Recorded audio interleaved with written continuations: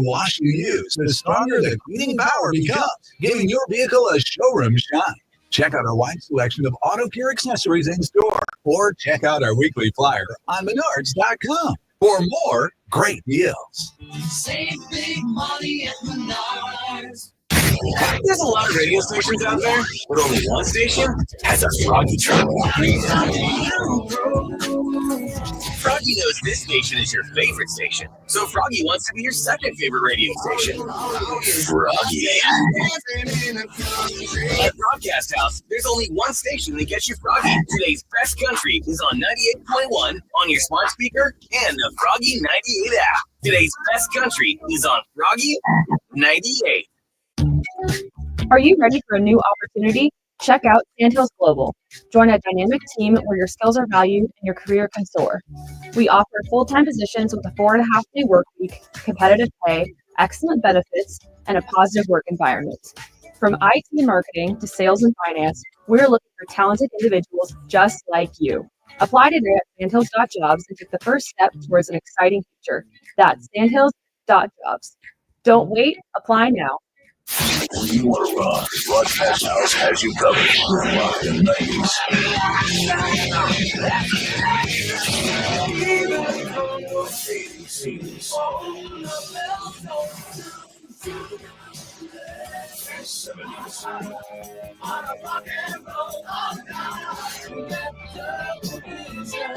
And more. That is 105.3 The Phone, Lincoln's Real Rock, a Broadcast House radio station. For over 80 years, Farm Bureau Financial Services has been protecting farmers and ranchers season after season. You need to know you're covered and you've got somebody covering your back. You've got local people that everybody knows. And we have a good policy and a good agent, and I guess that's what you need to be able to sleep at night. Loyal, local, and rooted in ag for over 80 years. Learn more at fbfs.com/rootedinag. It's your future. Let's protect it. It's your last chance to get Disney Plus and Hulu together for just $2.99 a month. Definitely a very smart move. Get both and watch Star Wars Andor Season 2 and Mufasa the Lion King on Disney Plus. There's a lot of stories with all of us. On Hulu, it's the new season of The Handmaid's Tale and A Complete Unknown. Give a warm welcome to Bob Dylan. Don't miss your last chance to get Disney Plus and Hulu together for just $2.99 a month for 4 months. New and returning subscribers, 18 plus only. After 4 months, plan auto renews at $10.99 a month until canceled. Offer ends 3/30/25. Terms apply. Back to Husker Rewind with Mike Melky and Tom Stevens. Old enough to remember Nebraska's national titles. How many yet? Look at Tommy Frazier. How many tackles can one man break? Touchdown. Yeah, young enough to remember what they had for lunch. How about a nice, greasy pork sandwich served in a dirty ashtray? On 1499.3 KLIN. Welcome back to the show. I'm Mike Melby. Tom Stevens sitting across the room. And as you predicted, Nebraska jumping all over Purdue. They're already up 1-0, bases loaded, 2 outs, bottom of the first. Did they win yesterday 13-1? 13-1. Is Jordy pitching again? I'm always confused by softball. It seems like the same pitcher can just go out there every single game. They can. I'm trying to see who is. She pitched yesterday. I know that. Nope, she is not. Well, that's probably good. Give her arm a rest. Yeah. What'd you say the score is already? It's 1-0, bases loaded. Okay. 2 outs, bottom of the first inning. I said the game's over. It's over. Pretty much. Joining us now on the Summit Lawns Talking text line, 8-year NFL vet, Nebraska Football Hall of Famer, has a few national championship rings as well, Mr. Jay Foreman. Jay, you are also one of the 2 people that's going to be picking the teams for the spring events for Nebraska football. Talk to me a little bit about how that came about. I mean, it came pretty quick. I mean, they just asked me if I would be involved and, be a captain. I definitely can't do anything physically. So I don't think much of the guys are going to do. I think they're trying to, just intermingle with the guys and obviously, make the spring games in the first annual. I guess as soon as it's going to be annual like this, the first or annual Husker games, good. Do you think we're headed this way for all of college football, that we're going to just stop playing? It's going to be a glorified flag football game, 7-on-7. Maybe I think it'll be like maybe a go between it. The whole deal with like Deion Sanders said and Coach Brown, with Syracuse, that might be a way if they change the off season to more of an NFL off season where you just got a certain number of practices and you can kind of practice 3 days here, a couple days here. It might even help them better to evaluate guys. They could probably just focus in on certain groups and guys, maybe get the scrimmages out of it. But I think in the meantime, I think that's based on where you're at as a team, what your priorities are as a program, and then obviously, the big factor is how much money you can make it or not make. Yeah.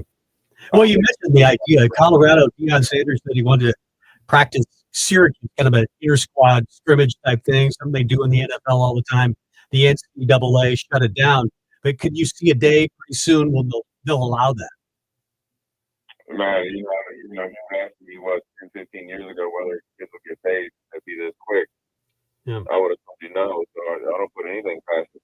And I don't think it's a bad thing. I think, if and maybe it's just an option, that you decide to do it. Maybe it's a conference thing or something like that. But I can see it happen. I mean, I think you could probably extend the college football off season all year, kind of like the NFL, and maybe kind of piggyback or opposite, as far as like, super mini camp or whatever you want to call it. So I wouldn't be surprised if it happens. It's just a matter of, like I said, what you want to do as a team and where you are as a program, but then also as players as well. You can maybe, see it at the lower level. I think they might do it at the Division II, at times where you kind of get some, kind of like inter-squad scrimmage. I mean, to be honest with you, I know they do it here in high school because I remember locally, maybe I think that was when after Gatula, whatnot, they were probably going to offer already, but they kind of have these added practices before they get into real football, and he must have kicked butt, and then he got an offer from Nebraska right from that. So I'm sure they can come up with something, but I think they probably need to figure out this whole revenue sharing, salary cap contracts before you're trying to change off seasons and stuff like that. Right. Husker Hall of Famer Jay Foreman joining us on Summit Lawns Talk and Text Line. Jay, I kind of want to keep it in the same ilk with the whole spring football, not spring football. You lived both worlds of spring football in college and then the NFL model, which is OTAs during the summer. There's been talk that college football could go to more of a professional calendar, we'll call it. What did you prefer as you played both at a very, very high level, and where do you think it will go? Man, they both benefit. I can't fault either one. I think I did pretty good in both, I think as I got older, and more established, I think the NFL model was good. And, maybe, to make it kind of more of a, I guess, minor league system, I wouldn't even dare to call college football minor league to the NFL because I think college football is professional sports, NFL is entertainment. But maybe to get some continuity there, I think it could, work really well, to be honest with you. And it could work really well if that would change, maybe a good way to eliminate a lot of the issues with the transfer portal, as far as people hate that the transfer portal is going on during bowl season, creating doesn't start or technically doesn't start, during the playoffs and coaches can't interview for, things and stuff like that. So I can see it happening, man. But for me, when I was a younger player, wanting to get out there and get after it. Now, granted, we didn't have our, even our spring game was 78,000 full, wasn't on national TV. I will be honest with you, is people try to push back and push rule about other people recruiting off of that, recruiting young talent. I mean, you got to think, when I was, this thing like when I was starting to play, you had Mike Rucker that didn't even really start to his senior year, or pretty much the senior year. He would have probably got plucked, probably by Missouri. You got to think, not plucked, but an offer. You got to think Grant Wistrom and Jason Peter didn't come in and start, right away as true freshmen, but after the redshirt year, but they were playing behind established players. So I understand his thinking there, and actually, totally get it, because now teams are looking, especially, I guess more established teams, and I can't really say it's going into this off season because Nebraska made a bowl team, but they're a bowl game. But you look at some of the calls that were potentially being made last year, those teams that were calling were already kind of, on the way to maybe pushing towards the college football playoffs, trying to pluck some of our good young talent off the team. So you want to protect it because, you put a lot of time, money, and investment into it. Nebraska Hall of Famer Jay Foreman, our guest, the linebacker. I know that Ohio State, I think they spent like the fourth most in college football on their roster, something like $22 million. Oregon was way up there. Nebraska was probably a little farther down. Now they're starting to spend money. Are we headed to an era where if you don't spend, say, $25 million on your roster, you're probably not going to compete? Yeah, and the thing is different. I think Ohio State spent a lot of their money on. I mean, they went and got Will Howard and Caleb Towns, but I think Caleb Towns became available because Nick Saban retired. Most of their money was to retain their really good players that they had, and so I think that number got really high because they had really good players. And I think Michigan probably had like a soft salary cap, when they made their huge run and it just flowed over into this year. And I'm sure they had an uptick in a little bit of help. Look, I think the amount of money you spend on two things. How you do as recruiting, like let's just say first or second year guys, with obviously high school guys or, maybe guys that played like a little bit to show the star potential.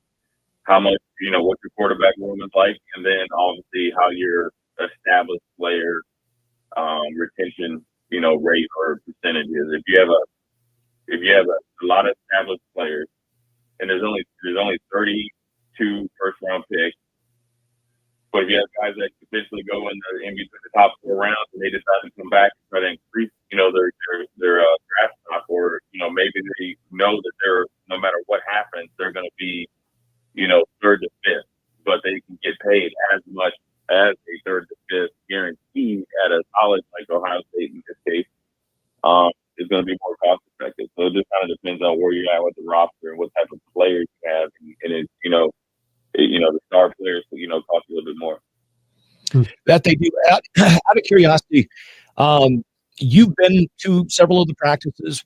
What are you seeing? I mean, we've heard Coach Rule talk and other coaches, et cetera, but are you getting a sense of excitement about the way the spring practices have gone so far? Or is there anything that concerns you right now? Oh, I mean, it's, spring ball's so different. I think, this one is obviously, just in my opinion, is just based on just experience. Last year I felt like they had, a lot of experienced players. Ty and Nash and Isaac and those, like the Tommy Hills, the seniors, Banks and those guys there. So you also had to go through spring ball to make sure you keep them interested and really, really fast forward the, on the move, like team bonding. Whereas this year, I think you got so many out. I guess I could give you the best analogy is I think more than ever, you got a ton of potential with slash options, right? I mean, where you have each position, just looking at, the players, you got probably 2 or 3 guys that you like, okay, I can see him playing, both of them playing X, Y, and Z. I think this spring is really good where they can, start a big step towards becoming answers.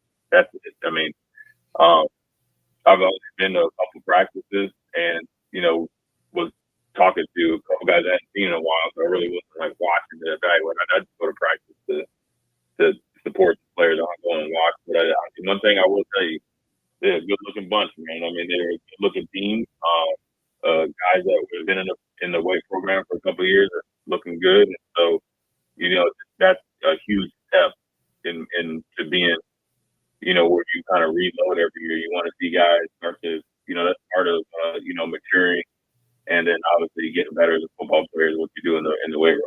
It doesn't feel like they're going through a new terminology with the players, either offensively or defensively, but they do have 7 new coaches and 3 new coordinators. How much might that concern you? I'm sure you saw that a lot in the NFL. Yeah, well, in the NFL, I've seen a guy he had a new coach, we had a guy call plays on Sunday and this dude come in on Monday. So, I mean, that's no big deal to me. I think Coach Dana was around last year, so I don't think it's a big, huge transition. And I think Coach Butler was around all last year, even though he came in a unique circumstances. He was there for the full season. So I guess by name, I guess by stature, I guess technically, I think we're new. I don't view them as new. Now it's a new season because I think every season is a new season. And then I'd probably say, obviously, with the Mike Eckler coming in, that's probably like the newest coach. But yeah, I mean, I don't think the transition would be that much. I think the plays are the plays, and I'm sure they'll add in a little bit of their spices. But I think they're just, and you have to be multiple on offense and defense and on special teams. I mean, I can't even bypass that. So really, they would have been put in any other year with any other coordinator. That making sense because you're not going to go through the offseason with the same books, same plays, same coverages, or not add anything that you hadn't seen or learned or maybe, wanted to take a really deep dive and look at. So, I don't think it's that big a deal. I think all the players, probably believe in them. I think they're really all well qualified, I think, I'm a big believer in this. I think even, we have past coaches and coordinators, obviously Tony White and Terrence left and so forth and so on. I think all of them are qualified. I think, generally, I'm a big believer in the players, go out there and make plays. The coaches kind of can give you the blueprint. We got to go build the building. Whether that's culture or going out there and playing. And there's not saying that the players don't play well, but, I think, one thing Wade Phillips told me, and it never changed. It was ranked and stayed with me for however many years since I've, played. Our playbook going into a game, especially in this, now granted, this is when, I was trying to really establish myself. He said, look, I can call cover 2, 3, 4. We obviously play the man and zero. We can combination coverage all we want. But at the end of the day, there's always going to be a hole in every coverage, in every offensive scheme, every defensive front. You guys got to go make plays. We want to keep it real simple and for you to go make plays. And now it's a little bit easier when I'm lined up behind Bruce Smith and Ted Washington and all that. But I think just the concept behind that, that's why I'm so much on the players need to go out there and make it work. Some of the best plays that when I was with Nebraska had nothing to do with the team. Yeah. One of the safeties that we got against Florida was busted coverage, but you don't know that. But we made it work, right? Once you make it work, then it's always going to work. Well, and so Dana Holgorsen, one of the things that he said that he did, he liked the concept of Marcus Satterfield's offense. He just thought it was too convoluted. He thought there's too many plays. There's too many things that are not simple. It's got to make sense. Is that's kind of exactly what you just said that you learned, is that fact that, hey, if we simplify this, and especially from what I kind of gathered from a couple of different articles that I read earlier this week, especially simplifying it for the offensive line to where things are so much easier for them to make their calls on where they need to go and what direction they're gonna move. Do you think that pays off in spades for Nebraska, or is it something where we need another year of trying to kind of build up and get used to the new offense? No, I think it'll pay off. I mean, I think that I think first of all, I think Dylan in year 2 is going to be good, and where things are going to slow down or he'll be just more acclimated. So I think just by that in operations, and he did a really good job as a freshman operating an offense. So I think it's going to even be better. I think whatever he thinks that he did, sparking it. I'm going to tell you this. This is just for me. And like the USC game, I think it was, they didn't really score. They scored a ton of points. I like the rhythm of the play. That's just me. I like how the plays matched up with each other. I like how they flowed together. And once the execution got good, then you saw kind of a little bit of fruit of the labor. It was Wisconsin. I think they were able to be a little bit more explosive. Our phone got weird, did it? Yeah, so Jay, are you hearing some kind of weird noise? It sounds like it went kind of blank. But what I was saying is, I don't know much about like what they're putting in or not. I just like when Coach Dana took over, and this is just me. I just felt like the rhythm was a little bit better. But also, I will say this: I said it before. I felt like the rhythm of Coach Satterfield was good. I just think the execution wasn't as best. But I think also, Coach Dana brought in a little bit of different. I think when you get a new, listen, I've been there before. You bring a new coach, everything becomes a lot clearer. You know what I'm saying? Everything becomes a lot clearer. How much do you take from the whole weight controversy of Dylan Raiola? He looks in great shape right now, but there is a lot of controversy about, is he playing too heavy? He did have some baby weight his freshman year, it looked like, but he's gotten in the gym. He's worked pretty hard. How much do you take from all of that? I mean, I think it's an example of Nebraska's offseason, people being bored. Heck, I will tell you this. I felt like I was always in excellent shape. When I was in the pros, and after the season, when you're kind of withered down a little bit, the NFL was a very long season. I had a hard physical season. I really banked on my shoulder and neck, and I was hanging out with some friends, back home, and I kind of withered down a little bit because I had to stay off the weight to let the nerves heal or try to heal. And then I saw them in the summer before training camp, and they were like, "Dang, you look really heavy." Well, the difference was that I was actually in the weight room and eating and doing all the other stuff. So I never paid any mind to it because I know the kid works hard. I know what his dad is, how serious he takes the game, and it's just something that's more now whatever weight that they deem that he'd be most effective at. That's what they get paid for. I will tell you, like as pros, there was times I went into training camp at a certain weight that maybe I didn't. This has nothing to do with Dylan. I just going back to this talking about. I'll never forget. Don Schaefer wanted me about 3 pounds lighter. About 3 or 4 pounds lighter than I actually wanted to be. And he said, "Trust me, at this weight, you will be able to play longer, stronger, and then obviously be thick enough and against like the big against Jerome Bettis and those guys." And I trusted him. I had to work a little bit harder to do it because I was able to to kind of go in. I used to always kind of go in the training camp a little heavy and then meet my ideal weight. But he wanted me at my ideal weight from start to finish, and it was a big impact on my career, and I think it led me to have my best season. So our best season, towards the end of my career. The Hall of Famer Jay Foreman joining us on the show. We appreciate the time, Jay. Always great stuff. Yeah, man. You guys take it easy, man. All right, thanks, Jay. I don't think it's the phone. I don't know. No, it's not. That's obvious. It's like some sort of buzzy bug is in our board right now. And it's dying. High-pitched wing sound, yeah. Yeah, it sounds terrible, but we can't do anything about it. We'll just keep doing the show, and hopefully it will go away. Great stuff from Jay Foreman, as always. Hey, did you take anything from the Dylan weight controversy? I thought it was funny that so many internet trolls thought it was a big deal. He does look better. Yeah. I mean, it all started with basically his head coach saying he can't play at 240 pounds. And then he came back this past week and said, "I never called him fat. I never said he was heavy. I just said you can't play at 240 pounds. Yeah. Well, I saw him down at Muchachos about 3 weeks ago. Kellen Hake was having a birthday party down there. The whole basketball team was there, and Dylan had stopped by to wish her happy birthday and say hi. And he looks trimmer. He looks good and more fit. And, he's a guy that, I think is going to play a long time at this level and then be in the NFL. And let's face it, he was born to do it. The biggest thing for me is you got to be able to move. And if he can move and pick up first downs with his legs, I think that will be the benefit of getting a little lighter. Yeah. And I don't know much. Sometimes it's not even lighter. It's just a different shape. Reproportion the weight. Yeah, that's right. So let's get the break. Come back with more. Mike Melby, Tom Stevens, Husker Rewind.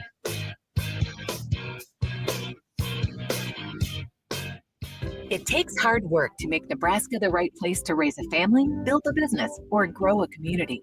We're counting on working parents to make it happen, and they're counting on childcare professionals to have their backs. Employers and other contributors can earn up to a $100,000 tax credit for strengthening childcare in our communities and state. Learn more at nebraskachildcaretaxcredit.org. Brought to you by First 5 Nebraska and Nebraska Children and Families Foundation and aired by the Nebraska Broadcasters Association and this station. TCA Outdoor Power, Lincoln's only elite steel dealer, invites you to their spring open house, April 11th at 15910 Deershide in Bennett, and April 12th at 6210 South 57th Street in Lincoln. Get 10% off all steel equipment. Steel is built for work, and TCA Outdoor Power has the tools that you need. Call the Bennett location at 402-782-2335 or Lincoln at 402-420-9424. Visit TCAOutdoorPower.com for details. Get ready for spring by joining an evidence-based program to improve your health and well-being. These programs use proven strategies to help you make lasting changes, whether it's boosting nutrition, increasing activity, managing stress, or enhancing wellness. Invest in yourself today and feel your best this spring and beyond. Paid for by the Nebraska Department of Health and Human Services. Aired with the Nebraska Broadcasters Association and this station. It's your last chance to get Disney Plus and Hulu together for just $2.99 a month. Definitely a very smart move. Get both and watch Star Wars Andor Season 2 and Mufasa the Lion King on Disney Plus. There's a lot of stories with all of us. On Hulu, it's the new season of The Handmaid's Tale and The Complete Unknown. Give a warm welcome to Bob Dylan. Don't miss your last chance to get Disney Plus and Hulu together for just $2.99 a month for 4 months. New and returning subscribers, 18 plus only. After 4 months, plan auto renews at $10.99 a month until canceled. Offer ends through 30/25. Terms apply. For over 80 years, Farm Bureau Financial Services has been protecting farmers and ranchers season after season. You need to know you're covered and you've got somebody covering your back. You've got local people that everybody knows. And we have a good policy and a good agent. And I guess that's what you need to be able to sleep at night. Loyal, local, and rooted in ag for over 80 years. Learn more at fbfs.com/rootedinag. It's your future. Let's protect it. It's official. You're a good guy. You take out the garbage, you smoke a killer rack of ribs, and you always make sure the lawn is mowed. And now it's easier than ever to take your good guy game to the next level by signing up to be an organ donor. Good guys save lives. And as a registered organ donor, one day you could save up to 8 lives. Get the facts and sign up today at goodguysavelives.com.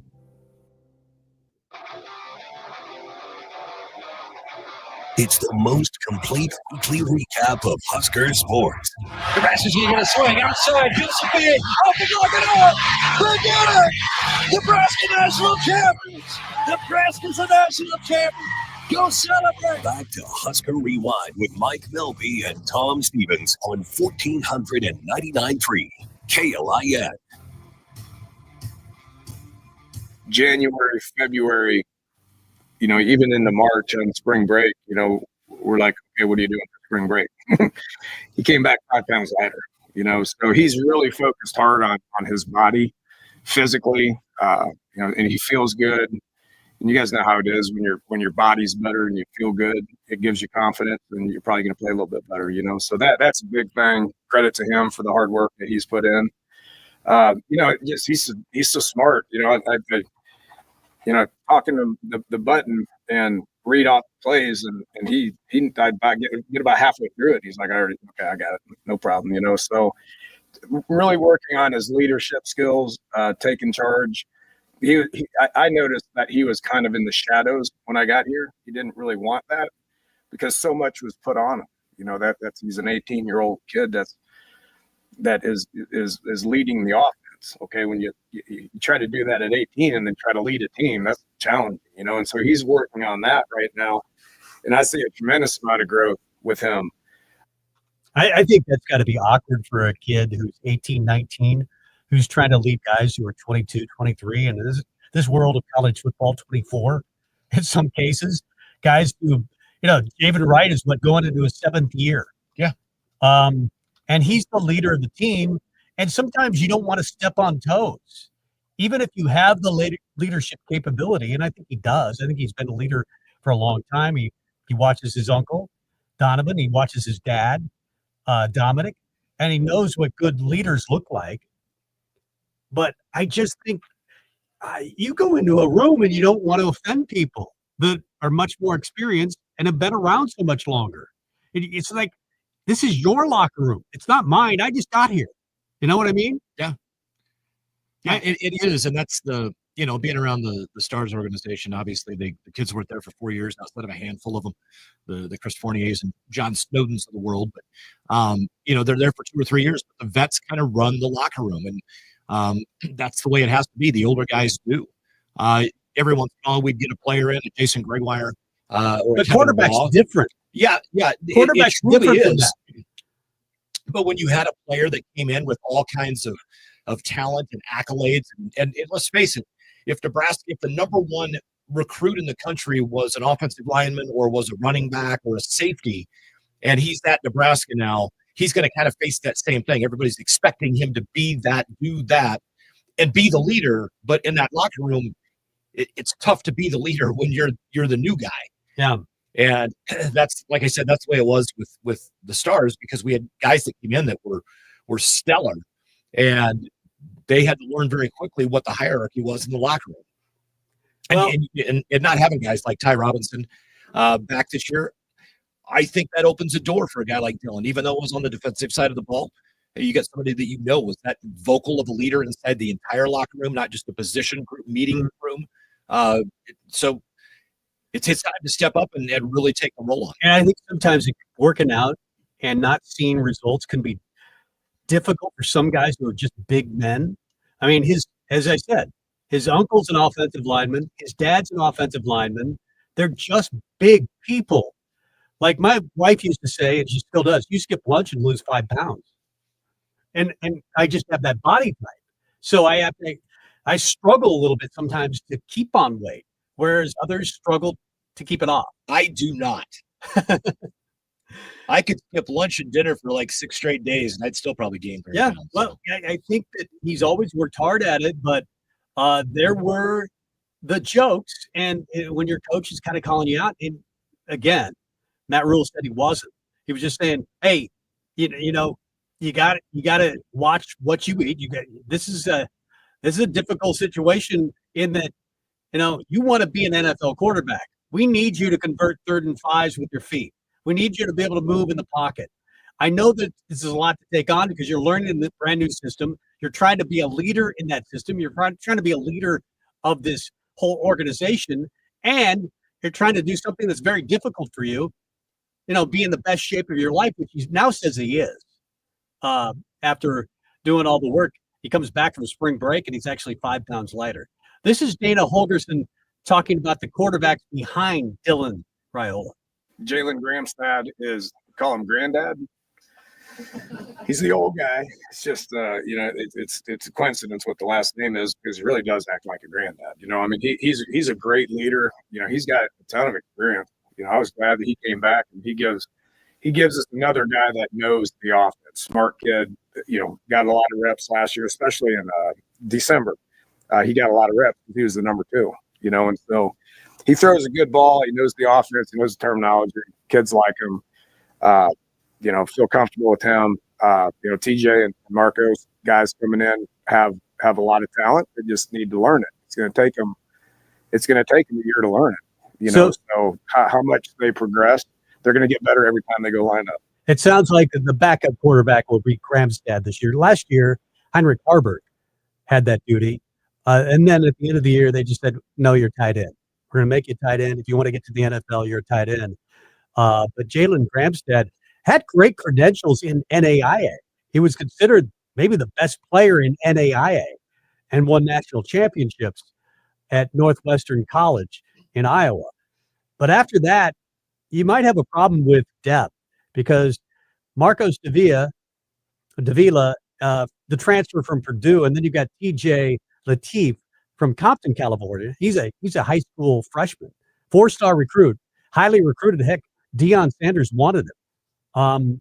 But as he just mentioned, Dana Holgerson just mentioned, it's going to take about a year to learn this offense. It's a complicated offense, even slimmed down. Yeah, and I'll be honest with you. I mean, this is last year was a little nerve-wracking because you knew what we wanted to do with the offense with Dylan Raiola, and if he would have gotten injured, you had a safety net in Heinrich Harburg that you knew what you had. Right.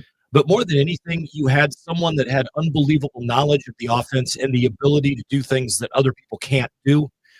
And from what I saw in gameplay last year from Jalen Gramstead, I'm not sure. That's a guy. I'm just not sure that's a guy I want running my offense. He looks tiny. Onto the running backs, because that's my big concern. You got Emmett, and then what do you got? You lost Dante Dowdell.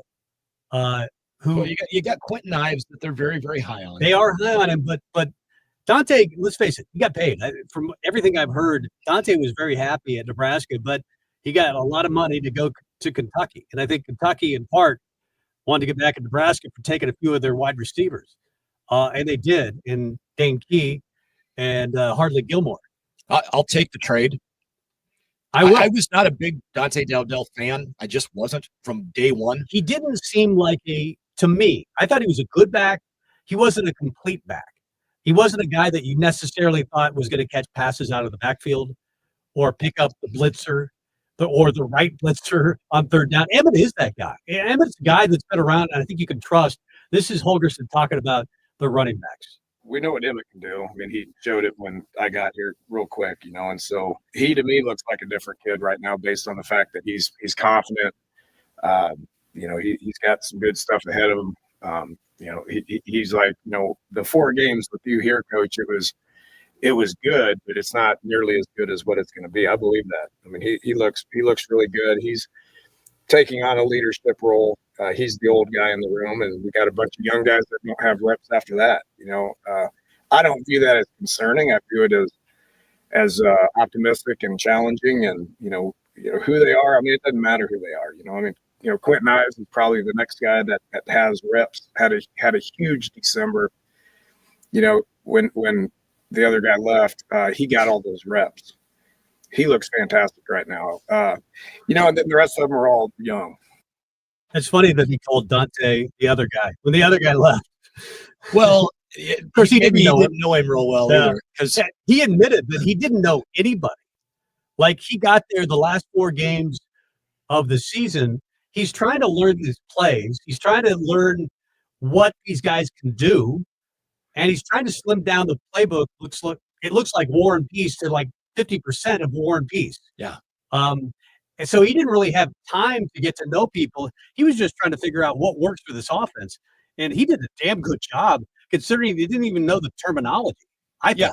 Oh, yes. And I mean, of the people on the planet that could have walked in from any level, college or pro, and done what Dana Holgorsen did last year with Nebraska, literally, there's got to be a handful only. Like 5 people, and he's one of them. He answers that question. He's glad that he coached the last 4 games. Those 4 games were valuable. If I would have just took over, started rolling in January, right now my head would be spinning. So I can't explain how valuable that was. That time was, that 4 weeks. Although it was challenging, man, I was so happy I did it. Glad I did it. Glad Coach Rule gave me the opportunity to do it. Easy decision to come back, because knowing the guys, and obviously we got a pretty good quarterback and got good coaches, and the direction of the program with Coach Rule. I'm growing as that coach. I learn something every day, new way of doing things. Nebraska's a great place. I wake up happy, walk my butt to work every morning, even when it was minus 15. I was walking to work, questioning my sanity and decision, for the 12 minutes it takes me to get here. But it's exciting. It's an exciting time. I like that guy. I like him a lot. Hey, great start to hour number 2. Lance Harvell, Nebraska assistant baseball coach. Hey, did you hear Nebraska beat Oregon State today, 16-7? We'll talk about it coming up. Lance Harvell on the way. For over 80 years, Farm Bureau Financial Services has been protecting farmers and ranchers season after season. You need to know you're covered, and you've got somebody covering your back. You've got local people that everybody knows. And we have a good policy and a good agent, and I guess that's what you need to be able to sleep at night. Loyal, local, and rooted in ag for over 80 years. Learn more at fbfs.com/rootedinag. It's your future. Let's protect it. Garage sale. Garage. Coming to the Sandhills Global Event Center, it's the mother of all garage sales. Garage sale. See hundreds of sales at once. Performances from crafts, clothing, antiques, toys, and everything else under the sun. Susan from York calls it spectacular. John on Vine Street says, I've never seen so many garage sales in one place. 2 days only, April 4th, 5 to 9, and 5th, 8 to 3. It's $5 at the door. The mother of all garage sales. A Broadcast House production. If you're living with dry age-related macular degeneration or dry AMD, you may be at risk for developing geographic atrophy or GA. GA can be unpredictable and progress rapidly, leading to irreversible vision loss. Now there's something you can do to slow it down, get it going slower. Izervay is proven to slow GA progression. Izervay, GA going slower. Izervay or Avastin Capted Pagel is a prescription eye injection used to treat GA. Don't take it if you have an infection or active swelling in or around your eye. Izervay can cause eye infection, retinal detachment, or increased risk of wet AMD. Izervay may temporarily increase eye pressure. Your vision may be impaired after an eye injection or exam. Don't delay. Ask your doctor about Izervay today. Izervay, GA going slower. Visit Izervay.com. That's IZERVAY.com. From the Momo Pizzeria and Ristorante Studios, we are the voice of Lincoln. KLIN Lincoln, KBDK HD3 Lincoln, K257GN Lincoln is 1499.3 KLIN.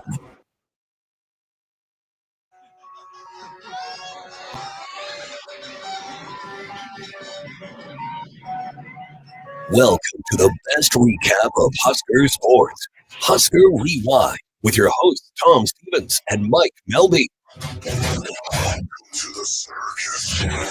They'll hand it to off the left side, looking, and pay dirt! Ramir Johnson, the local boy, the Harlem native, punches it in for Nebraska, and they strike first. Here comes the serve.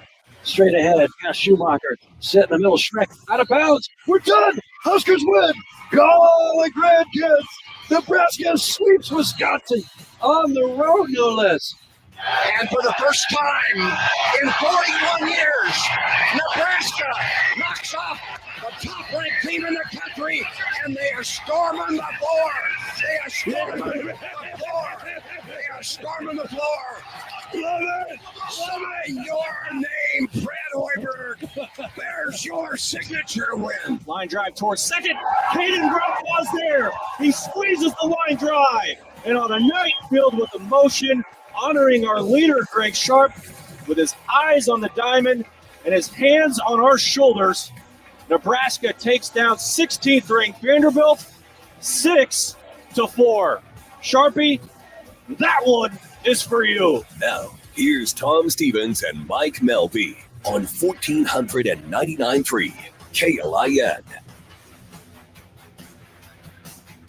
Anticlimactic finish here. Nebraska beats Oregon State, number 5 in the country, for their first series win over a top 5 team since 2011. And the Huskers dust off the Beavers. A final today, 16-7. I like those boring wins. Those are nice. Yeah, especially against a top 5 team. Yeah, just boring at the ballpark with 19 home runs hit over the weekend as we welcome in Nebraska baseball assistant coach Lance Harvell. I'm guessing that you would like an occasional boring win. I was bored to tears the entire weekend, you know. Man, was the last time you saw 19 home runs hit out of Haymarket Park? Well, never. I don't have anybody. I don't think that's ever happened. We were on the wrong end of a single game record on Saturday, but I'm going to guess that over a 3-game series, probably nobody has seen that many. How much was the wind factor? I mean, you were out there. The wind had to be crazy today. It was about the same wind as yesterday, and actually, I'm not even sure it's blowing as hard today, but directionally the same wind we had yesterday. But you still, I mean, yeah, there was a little jet stream, kind of from right center over maybe, but you still had to hit it, and that was, some I don't know if I would say any ball that was hit out was really wind aided. And the whole weekend, really. I think about the most effect that the wind had, I would say, was a couple home runs, one for them and on Will Jeffries, down the left field line, it probably helped keep those balls fair. But there was quite a few that probably would have been out on their own. Wow. Well, and you got to like it. Your team has struggled a little bit at the plate so far this year. Home runs are great, but getting that batting average up is kind of, I would assume, kind of more of the goal. What have you done as the hitting coach to try to get the guys to take more pitches, try to strike out less, make contact? How has your approach been here as the season probably hasn't started out as well at the plate as you thought it probably would? Yeah, well, it has been a collaborative team effort. I mean, just with Coach Sirianni and Coach Cole Evans now on the coaching side with us, Connor Barons, it's been all hands on deck. Just trying to get this group back to where we know, they can be and should be and what they're capable of. And the operative word, you said it, is approach. And that was kind of, just the big struggle. The thing that was so inconsistent was our approach. It was just like we were, off the ball some games and on the ball others, and just, you can't string bats together because 1 through 9 maybe we weren't just fully committed and sold out to what we were trying to do, the game plan at the plate. And I think that's really what we've put way more emphasis on here recently. And the guys are seeing it. And we've just been challenging, talking about it nonstop of just, we're not going to be perfect at the plate. We don't have to be, like the game plan, the approach is good enough. You just have to trust it. And the thing that does need to be perfect, or at least what we need to, strive to be perfect in, is our commitment to it. And if we can do that, then we've got a shot. But if we're not, then we have no chance. And it's just every man up there for himself. And that, honestly, that's what it kind of felt like early on. And I know it's probably what it looked like too. And so it's just kind of been, really inconsistent up until recently. The last couple of weeks have been a lot better and looked more like the group that we knew we had and thought we had. And yeah, it was on full display this weekend, and so it was a lot of fun to watch. And I think the guys kind of feel it. They're starting to kind of remember that. Confidence is such a crazy thing. If you can bottle it up and sell it, you'd be a bazillionaire. Yeah. But it can be so fleeting at times. And so sometimes guys just need to remember, kind of who they are and that they're good hitters, and that's what got them here, and just kind of go back to some foundational things. So that's really just been the only difference, or just kind of placing more of an emphasis on that, just kind of getting back to basics, getting guys in a good position, and they're starting to buy in, starting to see the results of that. Nebraska baseball assistant Lance Arvell, our guest, after Nebraska wins their first series over a top 5 team since 2011. They beat Oregon State 16-7 today. They beat them Friday night as well. They lose game 2, but what a great weekend for the Huskers. You said something there about remembering, and you can see it in their eyes. Oh yeah, that's what the swing should feel like. And you can see Dylan Carey starting to remember what his great swings feel like. But Devin Nunez, man, that kid has had it all season, and he's a freshman. Where did that kid come from?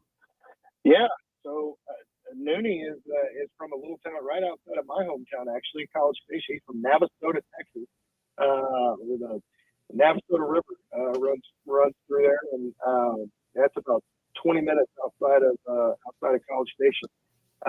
Just a kind of a small town down there, and he was just kind of one of those hidden gems. They're everywhere. And we had seen him in the summer, and he's got kind of a cool recruiting story with him and his family drove up overnight, through the night, to come to one of our camps a couple years ago in January. And you can imagine driving through the night, Texas to Nebraska for a January baseball camp.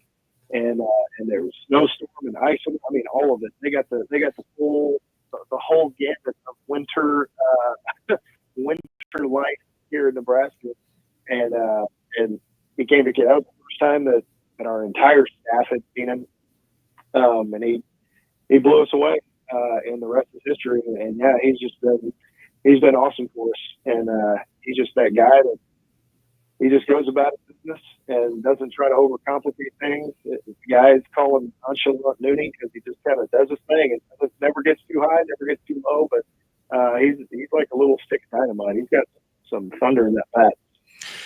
The way you're describing reminds me of the way you would describe Max Anderson. You just kind of let him be. He just does his own thing. He's not overly rah-rah. He's not super quiet. He just I think you Max said was born with a bat in his hand. Yeah, but I think at one point you said the best thing I could do as a coach is just not talk to him. Yeah. Yeah. Stay out of his way. So you're in the midst. Sorry, you're in the midst of 8 straight in the state. A Tuesday trip or Wednesday trip to Omaha to play Omaha. Tuesday against Creighton at Haymarket Park. The midweek games last year were a bit of a struggle. Didn't go great against K-State last week, but of course it's following up just a nasty road trip. What are your thoughts looking ahead to these next 2 games against Omaha and Creighton? Yeah, we need to win. We need to make this weekend count for something. We need to make it mean something. We got to. That's kind of been the thing that is just kind of you feel like it's almost held us back this year so far, is we haven't been able to just get momentum and just get on a roll. And it's kind of a little bit of like 1 step forward, 2 steps back, and we'll do here. It's just way too inconsistent. And so we need to take this weekend, and really we can look back over the last X number of games, going back to Wichita State or the Sunday game maybe with Washington, and kind of you get some wins out west, and just we're playing better baseball, and so we need to build some momentum and go take care of business in the midweek. Starts with Creighton on Tuesday at home, and we'll worry about UNO whenever Wednesday comes around. But we've got some business to take care of on Tuesday, and so that's where all our focus is right now. Got to give a shout out to the catchers. I think both of them hit home runs today. Logan Helixo hit a home run, and our friend of our family, Will Jeske. He's a real close friend of the family. He was a walk-on and went to Wichita State, came back to Lincoln, and now he's a catcher. How did that come about? Yeah, he just basically his work ethic kind of forcing us to want to play him and get him on the field somehow, some way. And the best role for him and spot for him was kind of for him personally and for our team. What we needed was some depth. That started, going back to last year, just getting some depth behind the plate and to say, if Will's going to play, it's probably going to be back there. Let's see if we can get him, good back there. And to his credit, he's worked his butt off. And being a friend of the family, exactly the kind of kid that he is, the family that he comes from, and so he is awesome, and he deserved that today. That was sweet. So Jeske we had the Nebraska boys today, the local guys, Jeske, from right here, you got Booty, and both Southeast guys, and then Helixo all hit home runs today, which was it was awesome. That it was. Coach, from the pitching standpoint, you lose Friday starter Mason McConaughey, and then everybody kind of has to regroup. How have the guys stepped up in ways that you'd like to see, and is there anybody else that maybe is kind of still in the wings that you're seeing things from, that may be a name that we need to start recognizing soon? Yeah, losing Mason, and then also in the same game losing Tucker Timmerman, not for the year obviously, but those are 2 big blows. You lose your Friday night guy, and then your go-to guy out of the bullpen. That can be tough to overcome, and so we knew we kind of had to do it by committee. I think what you've seen here lately with Gavin Blackowitz, he's been pretty good. He was really good today. Had a clean inning. Blake Encarnacion, some of these young guys that have good stuff, they're going to, I think, start to get the ball more and play a little bit better role in it. Carson Yasta, he's been out there. I mean, he's gotten some innings and stuff. He's really kind of the one piece I think that could really change things for us. He had a rough go of it yesterday, but he is a guy that I think. From what we've seen out of him, if when it clicks and when he is on, he is as tough as anybody in the country, and he's kind of that hinge piece that could really be the guy to fill, the void, and that McConaughey left, but be the guy that he can start, he can do all that. And he's the guy that, we really want to see step up and kind of fill that role for the pitching staff. Well, go I was ahead. going to say, I know out of the bullpen, one of the names you did not mention that I have been super impressed with this year is Casey Days as well. Yeah, and he went out, today and did well. I mean, I think Dice, I think he's going to get more innings. Like I said, it's just going to kind of be a committee thing. And talking about Zimmerman, he threw a live bullpen earlier this week, and so he's starting to come back. And so kind of get him, work back into the rotation coming out of the pen too, and that'll be good to help solidify the bullpen as well. All right, Coach. On to Omaha Hate Week. It's Creighton. Gotta hate those Jaskers. Creighton on Tuesday, Omaha on Wednesday. Decent. What's your scouting report on those two teams? I have not. I'll be honest. I have not even looked at them yet. It was all hands on deck with the Beavers this weekend. We'll enjoy this evening, and then tomorrow morning it'll be all hands on deck to go prepare for Creighton and UNO. Quick turnaround here. So I couldn't even tell you a scouting report right now. If I could tell. Okay, Creighton they're blue. Black and red. They're going to have a guy out there on that little hill in the middle of the diamond. Yep. Throw white ball at the plate. And we're going to try to whack it. That's yep. And we know we don't like them. We know we don't like them at all. So there you go. We'll talk to you hopefully soon after a sweep of Creighton, Omaha, and then Rutgers this weekend. Yeah, sounds great. I'll be here. All right, there you go. Thanks, Coach. Love to talk to Lance Harvell, Nebraska baseball assistant. Big Astros fan. They are 2-1. Mr. Jake Meyer still playing for the Astros right now, former Husker. Was he here? I don't think he was here he was a Erstad. Yeah. Erstad guy. Know his dad, and obviously Erstad knows him pretty well as well. Great weekend for Nebraska baseball. First win over a top 5 team since 2011 for Nebraska baseball. Let's get to break. Come back with more. Got another interview with Steve Sipple on the way. Hang on.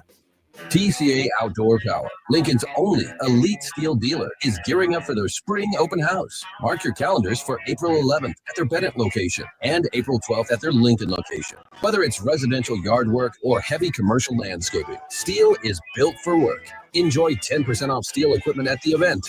Don't miss out on top-tier tools at unbeatable prices. Visit TCAOutdoorPower.com for more info. Transform your outdoor space with TCA Outdoor Power.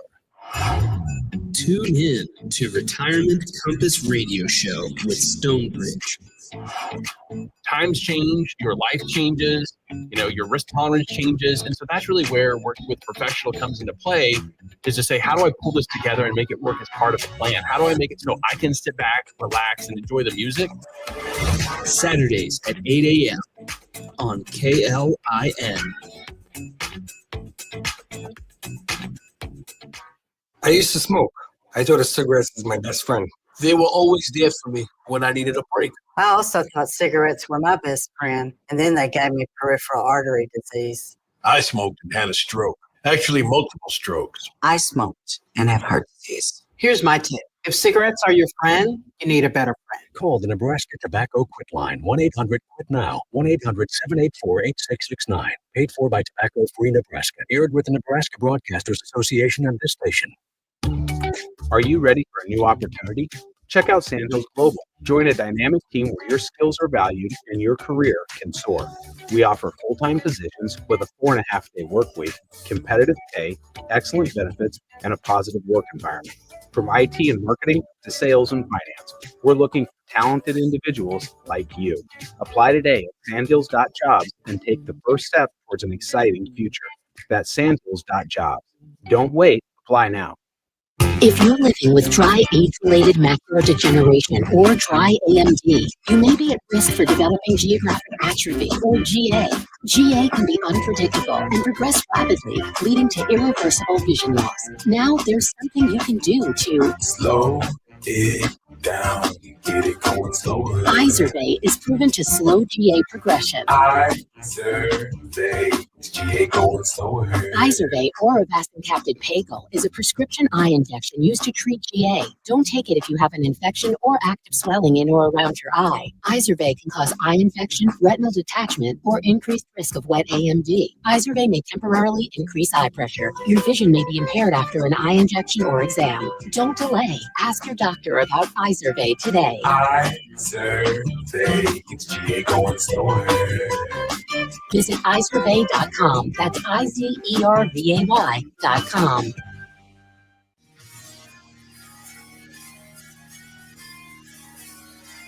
Husker Rewind with Tom Stevens and Mike Melby. Two guys old enough to actually remember Nebraska's 5 national titles. Man, woman, and child did that. Put them in the aisle. On 1499.3 KLIN. Boy, what a year of chalk in the NCAA tournament. He had a few upsets early, but 4-1 seeds. 12-5s. Yeah, there wasn't a lot. McNeese State was kind of a big upset. Yeah, it's 12-5. Colorado State almost pulled off a big upset. There were, the magic happens for me, the Loyolas, the Sister Jeans, those types of stories. But they're just haven't bet a lot this year. Houston, a 1 seed, they're in. Duke, a 1 seed. Florida, and now it looks like Auburn is going to dance to the Final Four. So you got 2 SEC teams, and then you got Duke and Houston. 14 teams from the SEC made the Big Ten tournament, or the Big Dance, I should say, made the NCAA tournament. And I think 7 made the Sweet 16. Yep.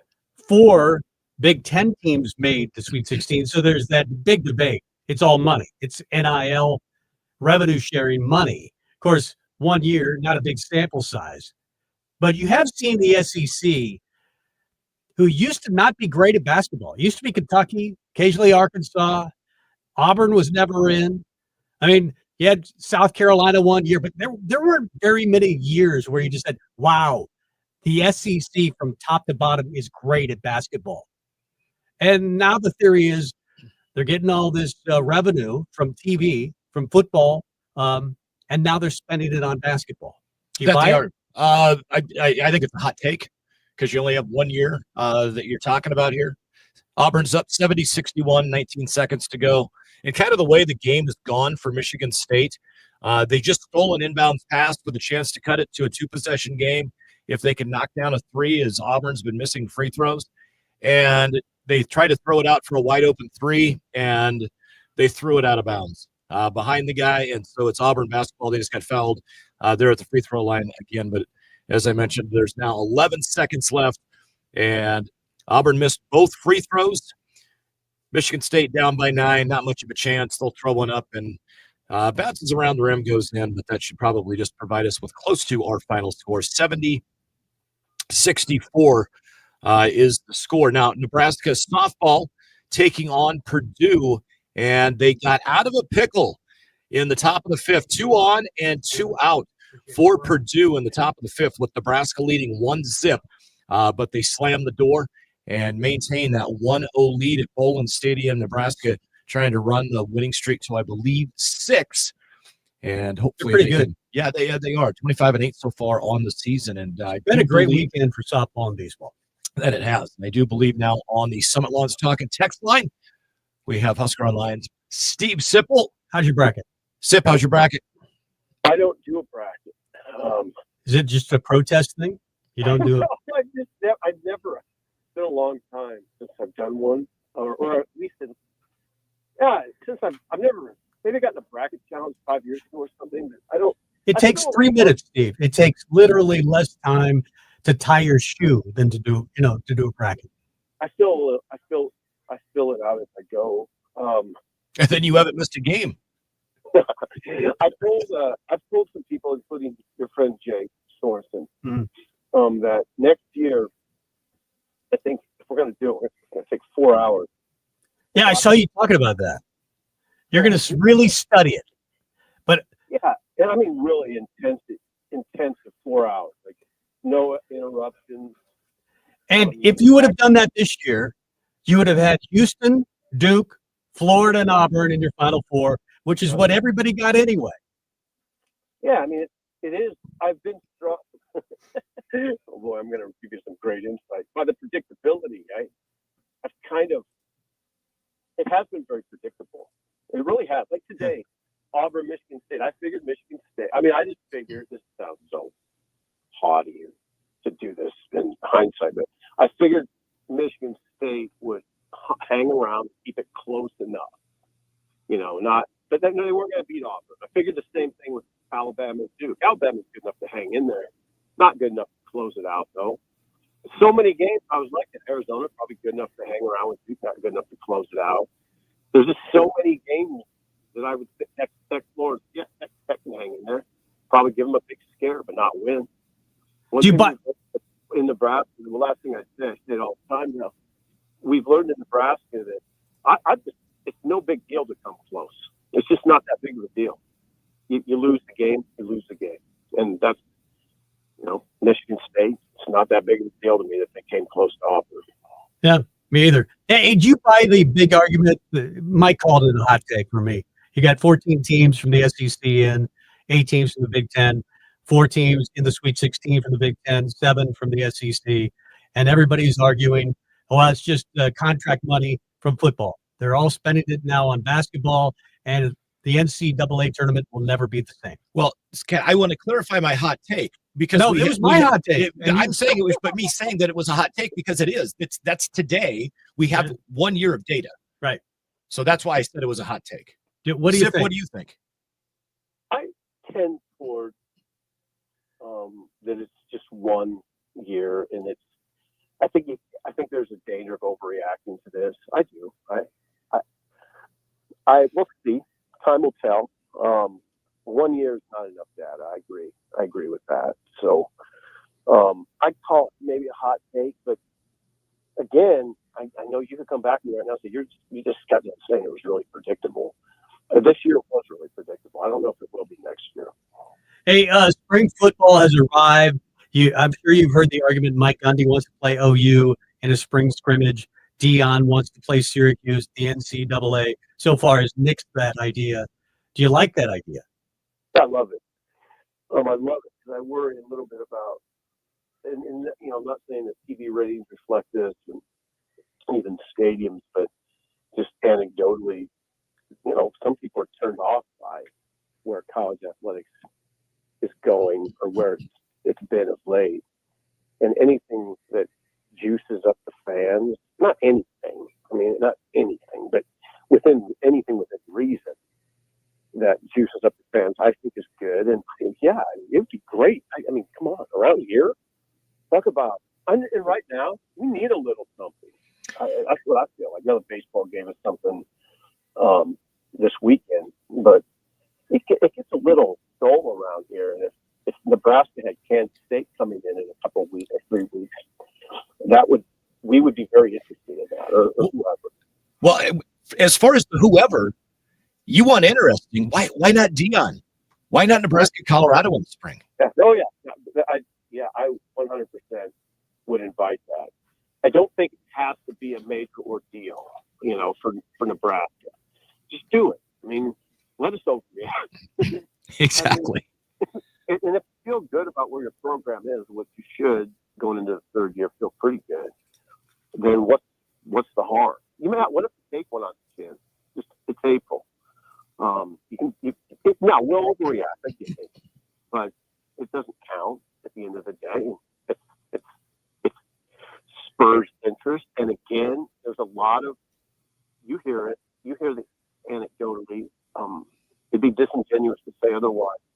That people are somewhat turned off by what's going on right now. This would be a turn on. Yeah, the spring games does not excite me. It would excite me, though, if Steve Sipple were catching punts during the spring games like Matt Rule suggested this week. Would you ever do that? No, I appreciate the kind of the hue and cry for all that, but I would have 20 years ago when I was 38. Even then, I'd be a little old for that, but that's 20 years ago, and now it's 58, and I can't see myself going out there. Well, if you're going to, though, I'm not. Well, you should, and just say, tell you what, they have to kick the ball to me. I do not need to have to move to catch it. I would do it for money. I mean, I would do it for NIL. I would do it for a hefty price, but I'm not doing it for free. I'm not going to. There's just no way. It has to be 4 figures no matter what. Love the comments from towards it. Yeah. Love the comments from Dana Holgerson. I felt like we're getting a guy who just kind of speaks off the cuff, and Rule can do that as well, but he's more organized in his comments, and Holgerson just kind of says what he feels. He seems refreshing for Nebraska football, doesn't he? Oh yeah, yes, he really does. He's not only refreshing, but I think he's what it needs offensively. So it's refreshing in that sense that you lay out. But I'm more a little more bottom line oriented at this point in my career. Yeah, I think he's going to help the enterprise. I really do. I just think that his resume as an offensive mind is excellent, and the things he says make so much sense. I mean, you guys, I'm sure, would agree that the offense needed to be narrowed down. Immediately, he culled it 50%, and now he continued it. And he's I like the image of him in January, just being alone at his computer at the stadium or at the athletic complex, and molding the offense the way he wants it, and then going to the assistants and saying, "This is what we're going to do," and they react favorably by all accounts. And I like what he said about Donovan. Donovan, this is really important in this discussion. Donovan Raiola, the offensive line coach, because so much of it has to work up front. So, I mean, not so much of it. Everything has to work up front, and it should start there. And I'm glad Holgerson took the conversation right there.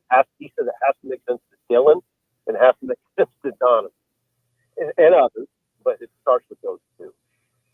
That it does. I want to jump to a team that I don't think we expected to be talking about heading into Final Four weekend, next weekend. But the Nebraska men's basketball team is not playing in the NCAA tournament or anywhere near the Final Four. However, they get an opportunity bottom line is, if you listen to the press conference, chase a championship. The Crown event. Are you going to hang that banner? No. Would you really hang it? I don't know that I'm going to hang a banner. I'm just Bryce Williams, man.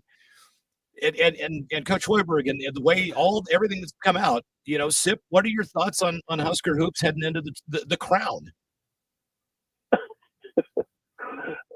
For sure, no banner. Oh my God. At least five sub 500 teams. Yeah. No. But those seniors, it's, I respect that they wanted to play, and they deserve. I don't think it would be a good look for a bunch of pundits to pan that tournament, because in effect, then you're sort of disrespecting Bryce Williams, Jawan Gary, etc. Those guys would be great. Nothing but great, really, for the program. And they had really good years, especially Bryce, obviously. And I expect they wanted to play. And I've been critical of Frost team that didn't want to play in the bowl. Really critical. They didn't want to play in the bowl game after they got back from Rutgers. After the fiasco, the COVID fiasco. So I'm not going to come back and, make fun of a bunch of guys who want to keep playing. So good on them. Yeah. It'll be it'll look good on TV. Well, I don't blame them for playing in it. You can win, $300,000? Yeah, $300,000 to the winning team. Yeah, I think as a coach, you kind of owe it to your players to try to get them some money if you can. And Bryce Williams has been the best player, I think, that Nebraska basketball has had since Alex March. First team all-league. They may not get another player like Bryce Williams in 10 years. I seriously think. They kind of need one or two of them next year. I hope you're wrong, but you could be. I would just narrow the conversation a little bit to say, I don't know if they'll get a score as good as him, a shooter, a guy that he's such a good shooter, such a good scorer. First team all league. I mean, and, you might not get that again for a while. But you're right. You're Yeah. right. I'd like to think they will, though. Hell, I'd like to think they will next year. Yeah, I would love to think that, and I'm not sure that I will be thinking that. Is Bryce Sandford that guy from Iowa? No, no, he's not that. No, I mean, he's a good player, but Well, he's not going to be playing against us, so that's the Yeah. problem. Stephen Epsipple, Husker Online, our guest. Okay, position group that you're most confident about this spring, and then the position group that you're least confident. I mean, taking out quarterback, because I think everybody likes at least the starting quarterback. Okay, I would say it sort of hasn't been discussed a lot, but I think Jack linebacker I'm most confident in. It's McGahee, McCullough, and Ochoa, and those three dudes now. Okay, I don't know how they're going to do it. McGahee flashed last year, and you could say, well, since he's kind of unproven. Yeah, a little bit. But he did enough that got everybody's attention. McCullough is proven. Deshaun McCullough, the transfer from Oklahoma and Indiana. And Jordan Ochoa came on last December and played a little bit the bowl game. They loved him in the program, and they got him at Jack. Those Jacks were together the other day. I think that position is going to be excellent. The most concerning group is the running back, easily. Alderson says he loves Emmett. Loves him. Well, Emmett, I'm not too worried about Emmett. I think Emmett can be productive. It's just what's after Emmett, you know. And it doesn't mean it's not an indictment. There's just a lot to prove for Quentin Ives and Mekhi Nelson and Jamarian Parker and Connor Booth. I like the guys. I like them. I mean, they're just unproven. And we always got to, I know people just hate to hear like the truth, it seems like. But when I have these conversations, I feel like I'm a little bit alone in this. I have them in the context of what does it look like compared to Ohio State and Penn State. Yeah, that's a good way to go. Yeah, and then it doesn't look like Quinshon Jefferson. No.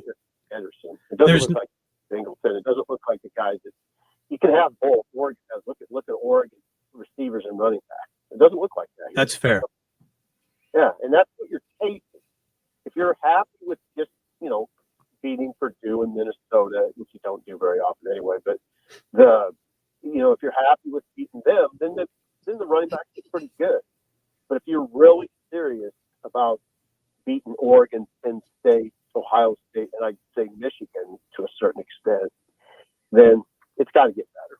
I mean, those positions have to look better. Okay, one position group I want to ask you about specifically, because I think it looks much better than it was last year. And although there's no Jeremiah Smith, the receivers room is vastly improved. And then if you know anything as far as the injury recovery for Demetrius Bell, what can you share there? Oh, God, I'm glad you mentioned him. He's not practicing this spring, which is – I loved him last spring. I loved him. I hate guys. I hate it when guys like that incur an injury of that severity. The same with Jaden Dawes, frankly. I mean, those guys are good players, and now they're just on. Bell's not practicing, so he's just got to work his way back. I don't know when that'll be. I don't know if anybody knows. Dawes kind of lost in the fray. They have good receivers over there now. They're good. You got to kind of figure out who's going to do what, who the top six will be, but they're not going to have trouble finding six good ones. They're good. Come on. And the thing about this offense is that the strength is clearly there at the receiver position, and quarterback's a good throw. So there's going to be a lot of throws. Rule said 50-50, and I can see it where sometimes you're running or you're throwing to set up the run. Mm. But I don't know. I mean, but here's the thing. Neither does Holtz. So what Dana said the other day, he's not sure what it's going to look like. So don't look too much to what's simple. I think it could help Nebraska, in recruiting, and we always say this, if they had more guys drafted. And it looks like Ty Robinson might go in the second, third round, something like that. Yeah. Who else gets drafted, do you think? Fedoni. is going to get drafted. I think Nash has a good chance to get drafted late. I do. He's helped himself. He helped himself at Pro Day, and I mean, I heard one pundit talking about that he just says with certainty he'll get drafted late. Badoni is definitely getting drafted. I would think. I mean, the latest would be the 6th. I think that's what his numbers were great, right? Pro Day or combine. Yeah, Badoni's going to get drafted. And Nayo has a great chance to get drafted. The Bengals are seriously interested in him. Troy Walters was here for Pro Day. The Bengals are interested in him. It doesn't mean for sure he's going to get drafted, but man, you can't ignore his numbers. The combine numbers were excellent for Nayor. Excellent. So I think he could get 4. I think he definitely could get 4 for that. All right, next year we're going to do an NCAA tournament bracket. We're all going to get in a room for 16 hours and come up with the picks. How about 5? 5 hours. 5 hours. Okay, we're going to have beer or something. All Bart's. There you go. Okay. That'd be good. Great stuff as always, Steve. We love your stuff on the radio. We love your stuff on whenever you do a podcast, the Husker Online. You're the best. You're our favorite. You guys are the best. Thank you, Mike and Tom. We'll talk to you soon. Okay? Cool. Take care, Sip. See you, Sip. Bye-bye. There you go. Stephen M. Sipple. Back with one final segment after this. You're listening to Husker Rewind. Sean Hannity is next on 1499.3 KLIN. Just like when you go to the doctor, sometimes surgery is necessary. Todd Spidell, former body shop owner, terrible driver. The same is true if your vehicle has hail damage or dents. Sometimes it requires repairing and painting, but sometimes it doesn't. I know what you mean. Like sometimes a chiropractor is a better choice than back surgery. Right, and since yours truly is a chiropractor. I see what you did there. Sometimes at Eustace Body Shop, we could save people a lot of money by using paintless dent repair instead of conventional repairs. So what's with the slingshot? I'm shooting ice cubes up in the air to simulate hail dents on one of the Eustace loaner cars to show how paintless dent repair works. I'm trying to get one on the hood. Well, it is getting to hail season. What if you miss the hood and hit the windshield? Did I mention the Eustace Body Shop can replace glass too? Accidents happen, even to good drivers. If it happens to you, call Eustace Body Shop. Your best decision after a collision. The most recommended Eustace Body Shop. That's who we are. TCA Outdoor Power, Lincoln's only elite steel dealer, is gearing up for their spring open house. Mark your calendars for April 11th at 15910 Deershide Drive in Bennett and April 12th at 6210 South 57th Street in Lincoln. Transform your outdoor space with 10% off of all steel equipment. Steel is built for work. Call the Bennett store at 402-782-2335 or the Lincoln store at 402-420-9424 for details. Save big money on everything for your next bathroom project. Now at Menards. Upgrade your bathroom with Max. With more than 1,000 showers, bathtubs, and surrounds. You're sure to find exactly what you need to add luxury and style to your bathroom. Save big on our entire selection of Max bathroom products. Plus, check out our weekly flyer on Menards.com for all the great deals happening now. Save big money at Menards. Did you know that AmeriCorps programs improve lives, strengthen communities, and foster civic engagement in Nebraska? For example, AmeriCorps program serving with the RISE program helps students on probation for truancy gain skills to improve both their attendance and performance in school. Discover more about AmeriCorps programs making a difference in your community at serve.nebraska.gov. Paid for by Serve Nebraska, aired by the Nebraska Broadcasters Association and this station. EasyCater is a smarter, simpler way to order food for your workplace. With easy online ordering, search filters for budget, dietary needs, and more. Save your favorite restaurants and favorite orders for easy reordering. Save time with group ordering. You send a link, your team orders what they want. Plus, EasyCater makes expense reporting a snap with all your receipts in one place. EasyCater, more than just a way to order catering for work, it's your business tool for food. Order now at easycater.com. Husker Rewind with Tom Stevens and Mike Melby with a combined 60-plus years of broadcasting experience. I guess that means they're really old. They're going to make him do this till he's 90. Here's Tom Stevens and Mike Melby on 1499.3 KLIN. Welcome back. Final segment of Husker Rewind. I'm Mike Melby. That is Tom Stevens. Nebraska softball ranked number 20 in the country. 13-1 winners yesterday over Purdue. They are taking on the Boilermakers as we speak at Olin Stadium. Jordy Ball came in to pitch for Hannah Camden. My apologies. And she pitched 5 scoreless innings. We had Nate Rohr on the show, who's the voice of Husker softball. I mispronounced it last week, so he corrected me like 3 times. So Jordy comes in, strikes out the side in the top of the 6th, and then Ava Bredwell stepped up and tripled to open up the bottom of the 6th. And wild pitch ensued. She scored, and now Kennedy Williams is in the game to run for DiNardo. So it's 2-0 now? It's now 2-0 in Nebraska. With that'll make 6 straight. If they win, and I'm confident with Jordy on the mound, she'll go complete game, right? Yep. She should. Yep. DiNardo actually singled. She did not. Nevertheless, I thought she walked or got hit by a pitch, but no, she actually singled Olivia DiNardo, and Huskers are threatening again with 1 on, no out, up 2-zip, bottom of the 6th against Purdue. I think of all the postseason events, College World Series for women is in my top 5. It's fun to watch for me. I enjoy it. I think ESPN does a pretty good job with it. I don't like it as much for the men's side because the ballpark's too big. Nobody ever hits a home run. What have you not watched the College World Series in the last 6 years? It depends on the year. If the wind's blowing in Omaha, there have been years where there have been like 2 or 3 home runs. Yeah, the first couple of years when they were playing with a different composite bat. No, even with the new bats, sometimes if it's a big ballpark. So I don't disagree, but College World Series to me is one of the best sporting events on the planet. I like the women's version as well. Is all I'm saying. The women's College World Series would not be in my top 5, but the men's might be second. I think it's well done on the women's side.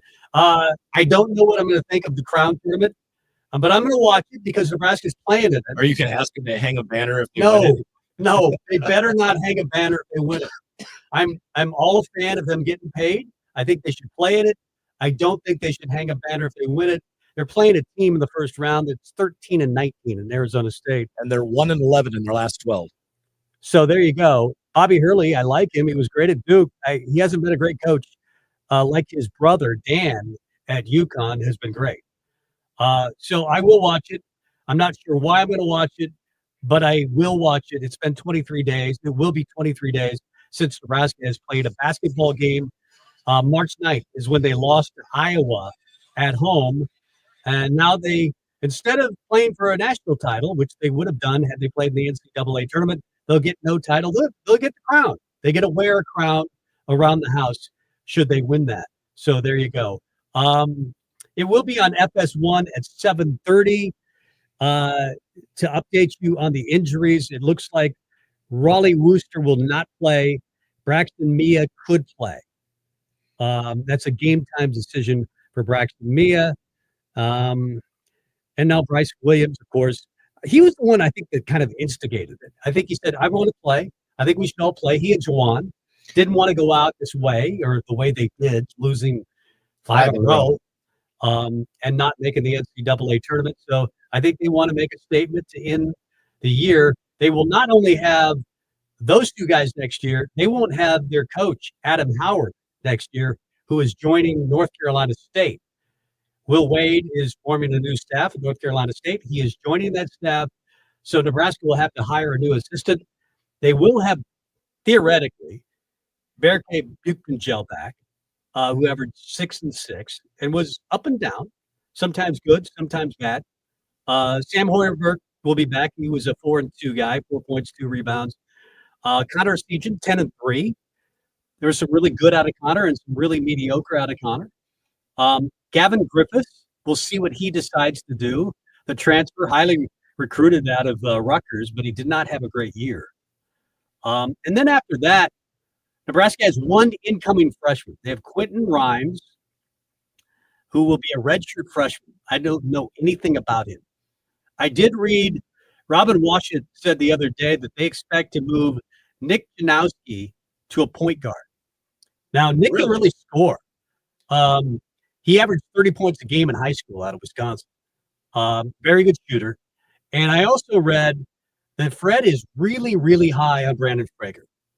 He likes Brandon a lot. In fact, during that first losing streak, the 6-game losing streak, he thought about pulling his red shirt because he was playing so well in practice and rebound. He's a really good rebounder and is developing the shot. He's from Lincoln Southwest. The problem with Brandon was he came out early. He was 17 when he joined the program. And I think he probably could have benefited from another year in high school. Or go to a prep school. But he's gained a lot of weight. He's bigger, he's stronger. They like him a lot. Fred thinks he'll definitely be in the rotation. So there's anything to add? Well, I mean, I'm looking at the roster. The biggest key has already signed on. I think one of the biggest portal transfers that there would have been available had he entered. Rick Mast is staying at Nebraska, not going to the portal. Third team All Big Ten. Yeah, I mean, let's face it. If he decided to play college basketball next year at someplace other than Nebraska, he would be probably one of the 5 most sought-after guys in the portal. He could get $1 million. Yeah. So getting him to stay. Don't tell Rick that. Was He might leave. We may be giving him $1 million. Who knows? You know, Amy just told me about Rick. He's one of the smartest guys you'll ever meet. Yeah. Like a chemical engineer type guy. I mean, like he's really, really bright. So it's great that he's coming back because he's not only a very good shooter, 3-point shooter, he's a pretty good rebounder, 7 rebounds a game. He's a facilitator. He's probably the best passer. He was the best passer on the team last year. Well, they essentially run the triangle with him at the top of the key. Yeah. So can they surround him with talent? Because they had Bryce Williams and Jawan Gary and failed to surround those two guys with enough talent to get to the tournament. Yeah. Well, and the thing that's so frustrating is, losing out today and a chance to go to the Final Four. Frankie Fiddler could have been a difference maker at Nebraska.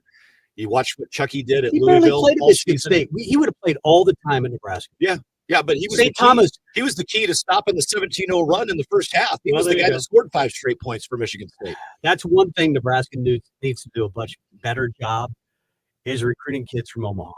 They all go to Creighton, or they just go somewhere else. Well, that's what I mean. You've got Chucky went to Wisconsin. Yeah, and then Louisville, where he was unbelievable this year. Can you imagine Chucky at point instead of Rolly Brister this year? This team would have been. We could have been sitting there watching Nebraska lose to Auburn. They would have been a 22-win team. Yeah, easily. And who knows how far they would have made it in the tournament. One of the things I think that Fred needs to do is get a GM. He's going to argue because that's what he was in the pros. Well, he had one in Matt Abdelmassi. It was horrible. You know where he is now? St. John. They had a pretty good year. Yes, they bowed out of the tournament early. But he's a pretty good recruiter. It didn't work out in Nebraska. But he's still known as a very good recruiter in the college basketball circles. It just didn't work in Nebraska. Jack Mitchell and Josh Peterson, 1620 The Zone, had this conversation about the perception of Nebraska football and what could change it. And Jack mentioned something interesting, not maybe an upset of Ohio State. Like they would have had that upset of Ohio State would have changed the perception of Nebraska football last year.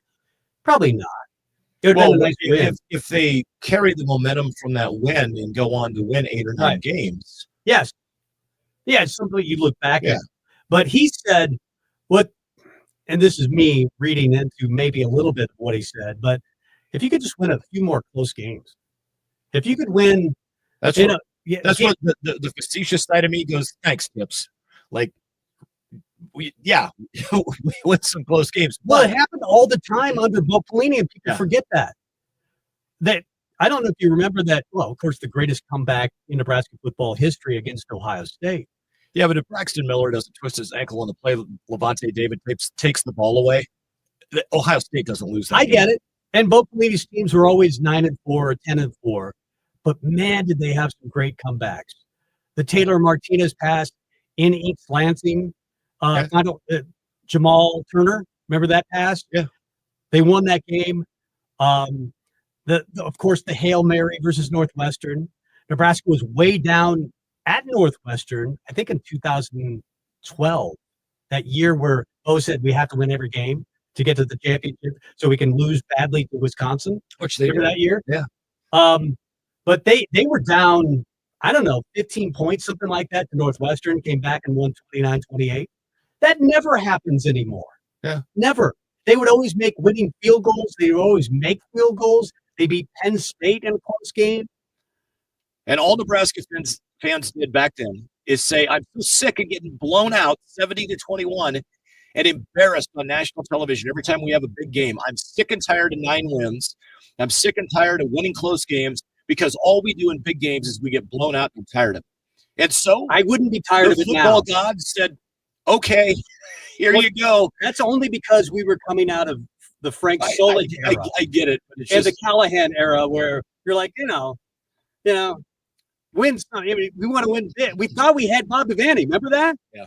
We thought that we had recruited Bob Devaney to come back to Nebraska, much younger version of Bob Devaney, Bo Pelini, from LSU, and he was good, but he just lacked something. I mean, Nebraska had good players, obviously great players in Ndamukong Suh, Randy Gregory, Rex Burkhead, Amir Abdullah, Taylor Martinez. To me, it always tended to be from him via press conferences, us against the world.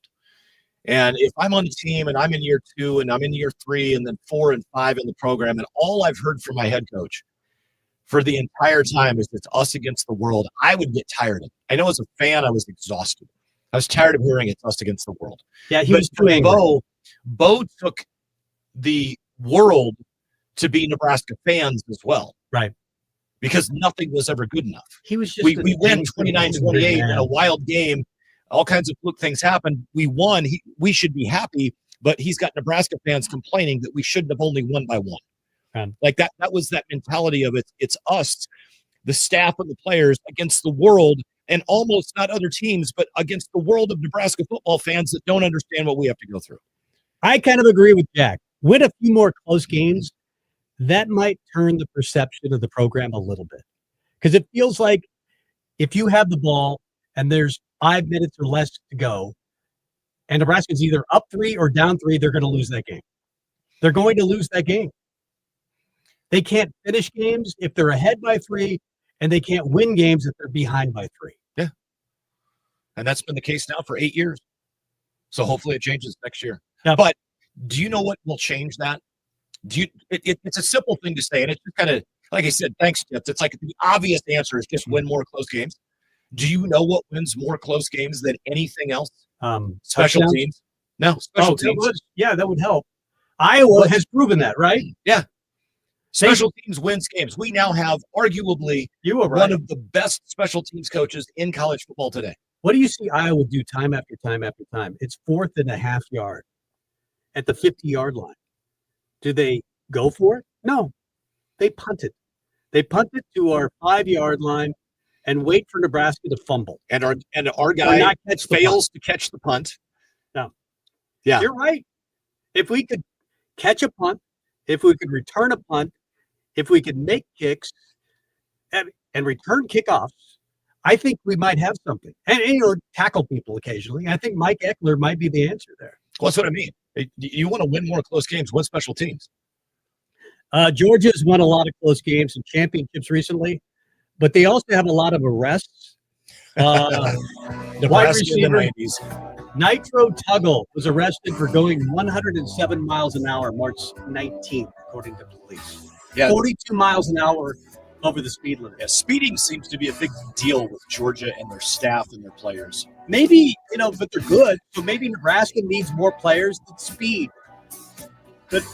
I don't remember anybody ever getting arrested for speeding in Lincoln. It's been a long time. Maybe the 90s that happened. I don't know that that's a goal I'm going to ask him to set. No, it is not.